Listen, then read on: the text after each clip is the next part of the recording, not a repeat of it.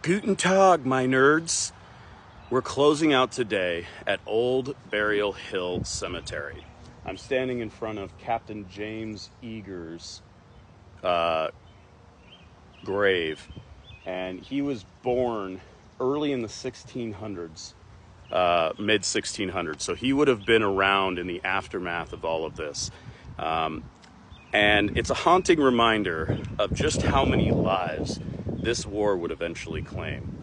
The Battle of Namaskit didn't rack up a high body count, but its symbolism was massive. On that day in May, several Wampanoag warriors and a few colonial militiamen were wounded, but there were no major fatalities that were recorded. What was killed, however, was any illusion that coexistence was still on the table. In the months that followed, Metacomet's forces would rain hell down across New England. Entire towns like Brookfield, Deerfield, and Marlborough itself would burn. Thousands died. Native nations were displaced, enslaved, or annihilated completely. The colonists would eventually win, but it came at a staggering cost, especially for indigenous communities. One final anecdote. Colonial leaders wrote in their journals after Namaskit that they felt the ground was no longer firm beneath them. That fear never left. And that's why we're here, to remember, to tell the stories most history books skip, and to honor every life impacted by war, even when the casualties don't fill up a ledger.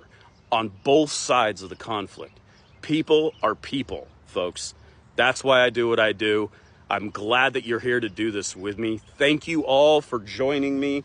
For those that are requesting, keep doing it. My DMs are filling up. Like I said, I'm booked out till September.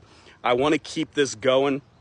So let me know. I'll give a shout out if you want. Just give me a heads up. And this is also a final little note from me. One of the things that I'm hopeful for is that the more we learn about conflict and the reasons for it and the cost of it, the more we will push against it. There are so many cards in the deck of diplomacy. War is only one of them, and it should be the last one that we put on the table. All right, folks, I friggin' love you. I love doing this, even in a cemetery. But this is like, these old cemeteries are pretty cool. The slate gravestones, I mean, it's unique as hell, right? Very New England. So I will see you next time on You Didn't Get